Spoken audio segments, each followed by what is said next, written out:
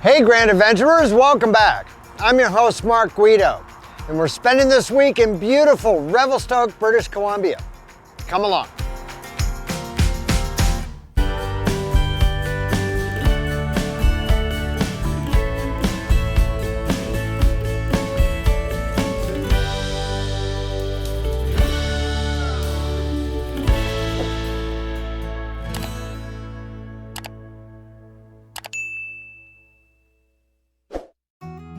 Revelstoke was founded in the 1880s along the banks of the Columbia River, nestled between the Monashee Mountains to the west and the Selkirk Mountains to the east, when the Canadian Pacific Railway was built through the area. The town was originally named Farwell, but renamed in appreciation of British Lord Revelstoke, who saved the Canadian Pacific Railway from bankruptcy in the summer of 1885. Mining was an important early industry in Revelstoke, but following the completion of the Trans-Canada Highway in 1962, it's been replaced by tourism. The city undertook a downtown revitalization program in 1986, which was completed with market success. This is one of the most charming towns we've found in Western Canada this season.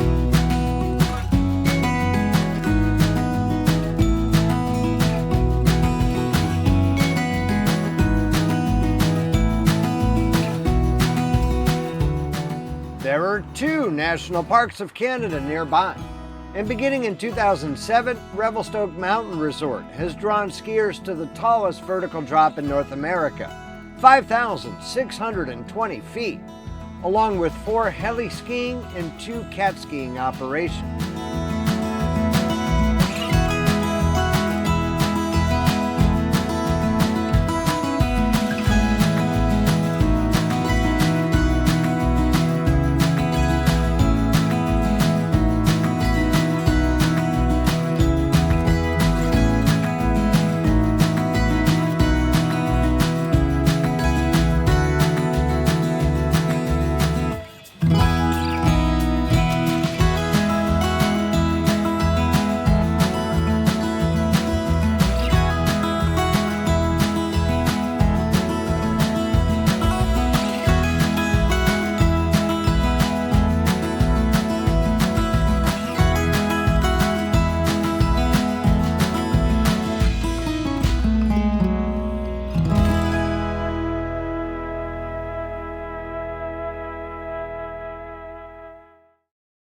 Mount Revelstoke National Park is immediately adjacent to town. A 16-mile road, the Meadows in the Sky Parkway, was completed at the summit of Mount Revelstoke in 1927.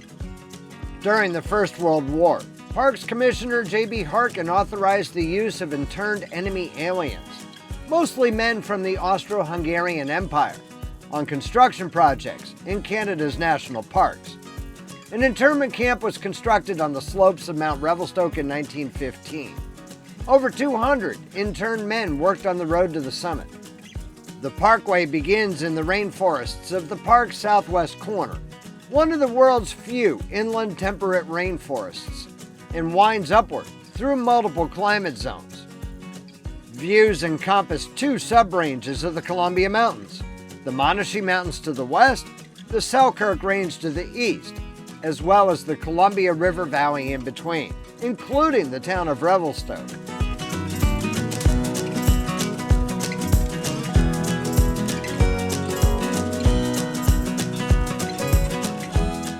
The summit, ski trails, and stoke lift of Revelstoke Mountain Resort are clearly visible across the valley.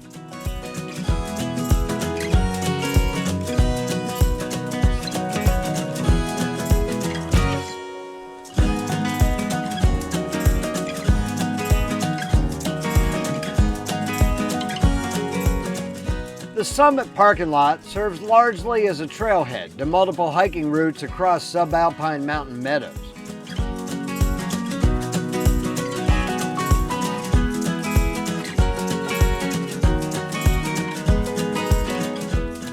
However, don't miss walking a few hundred yards downhill to take in the splendor of the expansive views from Panorama Point.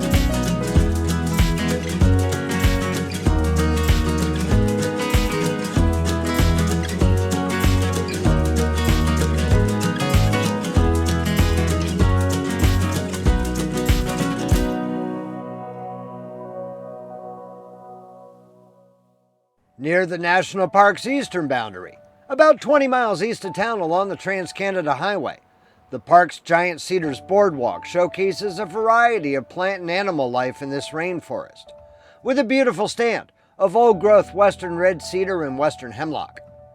This is a short, interpretive trail that winds for a third of a mile through a stand of these trees, some more than 800 years old.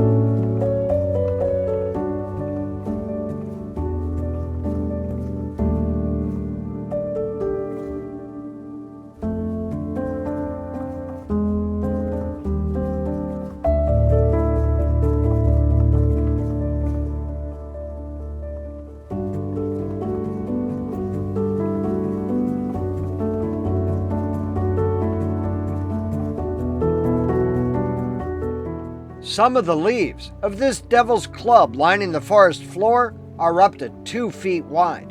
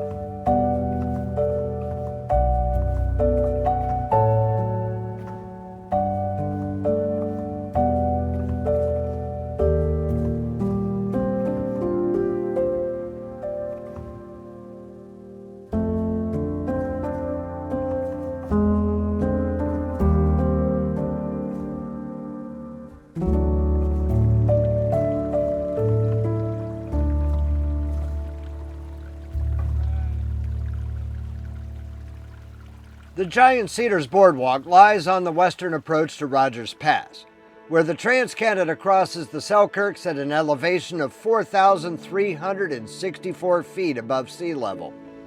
This was a substantial shortcut for both the roadway and the Canadian Pacific Railroad, but came with numerous engineering challenges for both. Even today, Rogers Pass is one of the snowiest and most avalanche-prone routes in Canada. Snowfall here averages 31 feet each winter, and 134 named slide paths reach the 28-mile stretch of road. As a result, avalanche sheds were built over both the railroad and the highway, allowing slide debris to pass harmlessly above each route.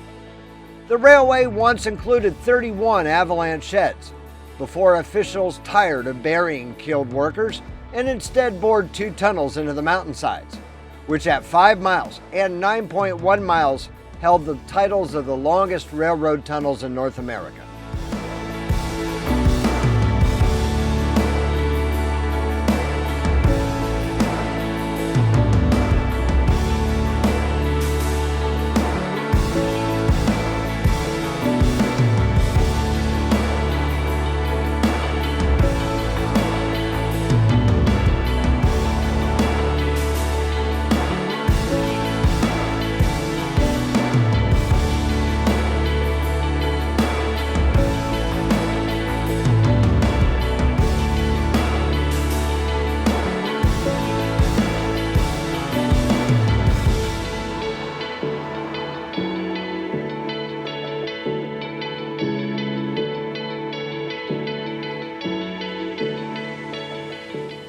These round circles are found in numerous locations along the roadway.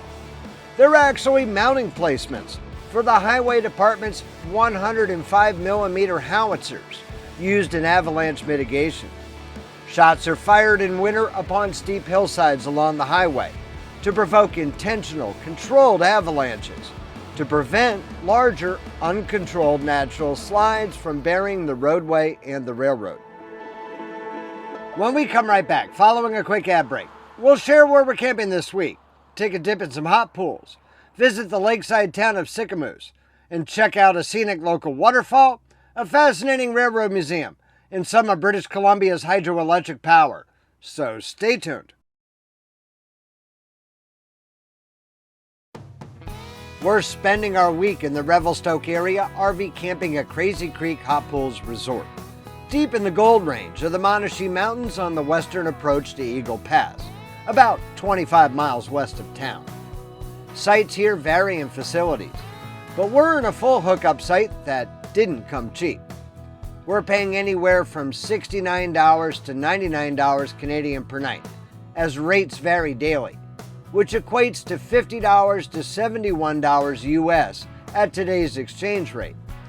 These are the highest camping rates that we've paid in our entire summer in Canada. But when we booked a few weeks in advance, this was the only spot we could obtain near Revelstoke that offered unobstructed skies for our Starlink. The resort and campground are built atop the railroad townsite of Taft, named by the Canadian Pacific Railway after the manager of the Heed Lumber Company, which once operated a logging railway at this location and made ties and poles for building the railroad. After the logging operation and mine closed in the early 1940s, the town began to disappear. And today, not much is left, aside from a few walls and foundations. Even the church and store are now gone.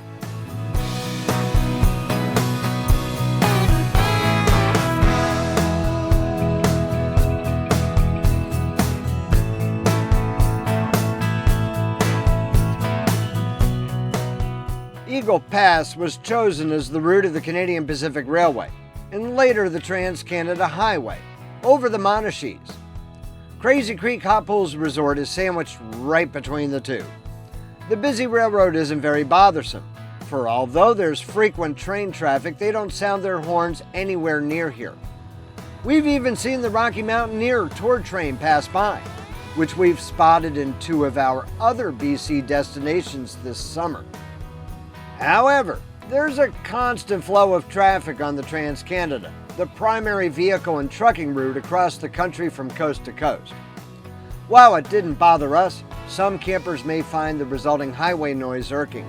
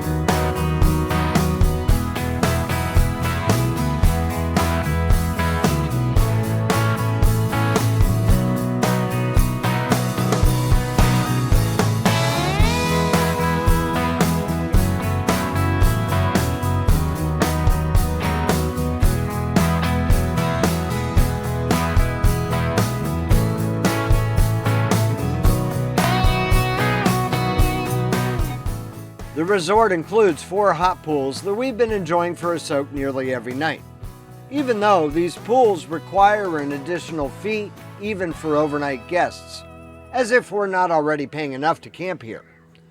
This has given us a chance to socialize in the evenings with our friends Dale and Pat, and Ed and Ann of Eddie at Large have been here with us too. This has been somewhat bittersweet, as Revelstoke is our last stop together this season. After an entire summer loosely traveling together and enjoying each other's company, our friends have other obligations back in the States and will cross the border back into the U.S. after they leave here.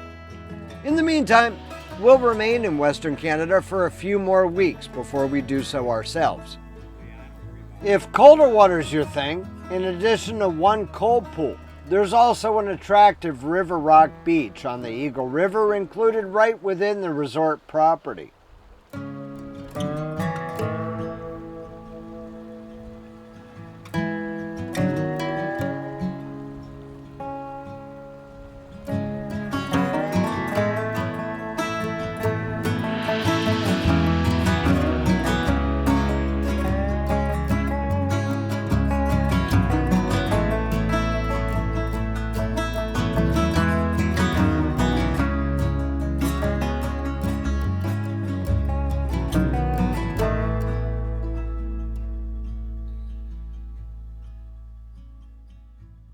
Roughly equidistant from our campsite to Revelstoke, about 25 minutes in the opposite direction, is Sicamous, founded in the 1880s at the Narrows, formed by the confluence of Shuswap and Mara lakes.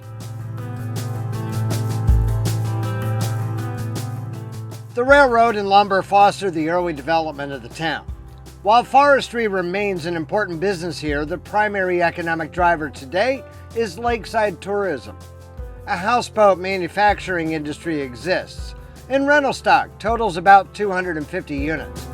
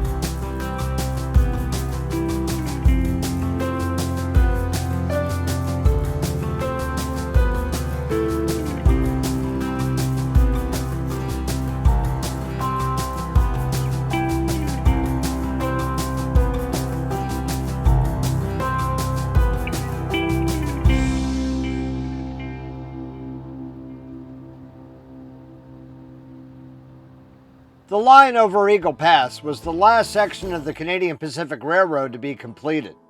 The last spike was driven in 1885 at a site now located at a rest area on the side of the Trans-Canada, just 4 miles west of our campsite.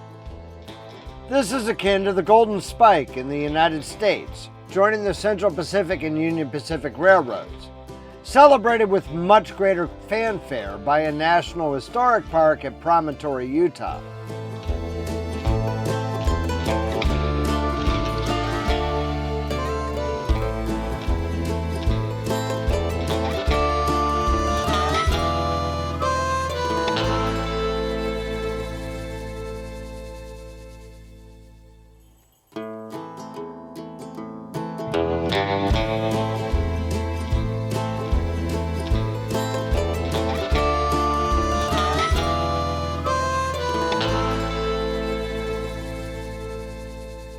The historic construction and operation of the Canadian Pacific Railway in Western Canada's mountain region, and its pivotal role in the development of Canada as a nation, is showcased at the extensive Revelstoke Railway Museum. Interpretive displays, a collection of rolling stock, and even a diesel simulator housed in a real locomotive control stand tell the story.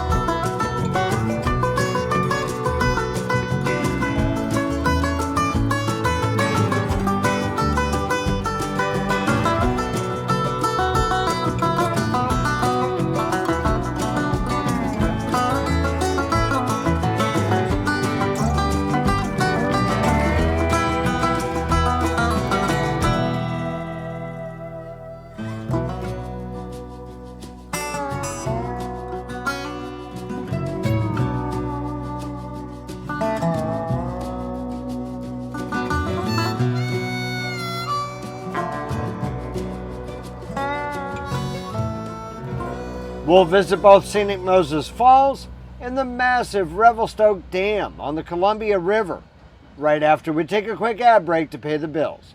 So stay tuned.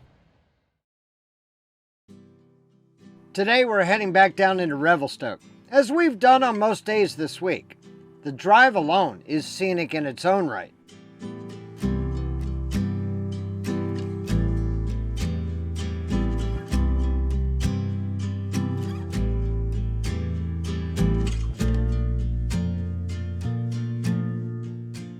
Lots of rainfall and melting snowfall, plus steep mountainsides equals numerous waterfalls throughout this region. Moses Falls, just north of town beside the West Side Road, offers a serene, scenic experience through a chain of cascades with very little effort required to get there.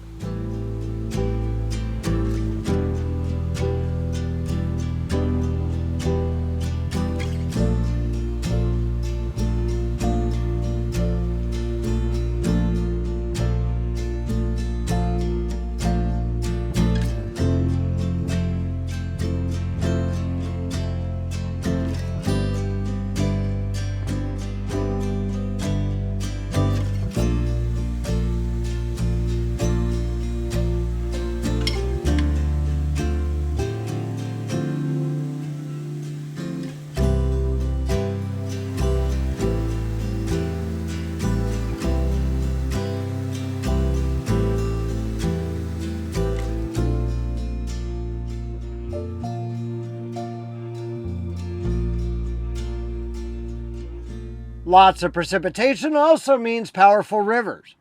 To harness that power, the mighty Columbia River has been dammed for hydroelectric power along its entire length, both in the US and Canada. And Revelstoke is no exception. The Revelstoke Dam was completed on the Columbia River 3 miles north of town in 1984. Behind the dam has been created Lake Revelstoke, an 81-mile impoundment that leads north all the way to Mica Dam, the first dam on the Columbia, as it tumbles downhill from its headwaters in the Canadian Rockies.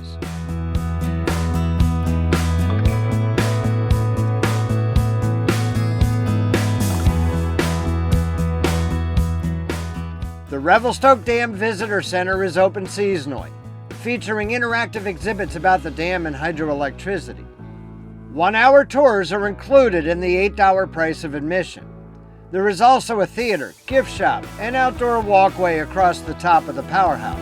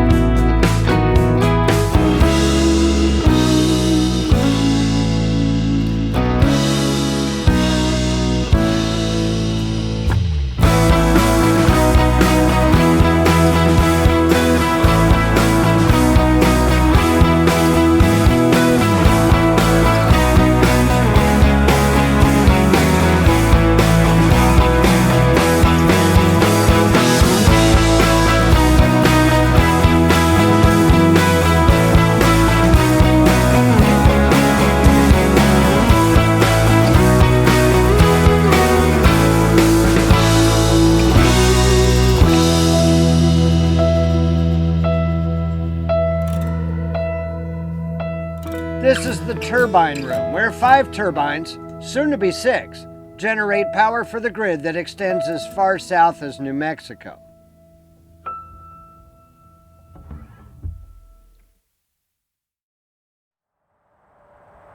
We hope that you've enjoyed visiting the beautiful Revelstoke area with us. If you enjoyed this episode, it is extremely important to us that you give us a big thumbs up down below. And while you're down below, that's where you'll find the comments section, where we'd love to hear from you each and every week. We premiere new outdoor RV adventure travel videos each and every Wednesday. So if you're not yet a grand adventurer yourself, there is no better time than right now for you to go smash that little subscribe button right down there in the lower right-hand corner of your screen. And ring that notification bell to be sure that you never miss a grand adventure. We'd also be honored if you shared the channel with your friends, family, and on social media. We're going to get packed up here and continue our journey south along the Yarrow Lakes of eastern British Columbia. So until next week, please remember life is nothing but a grand adventure. We'll see you then.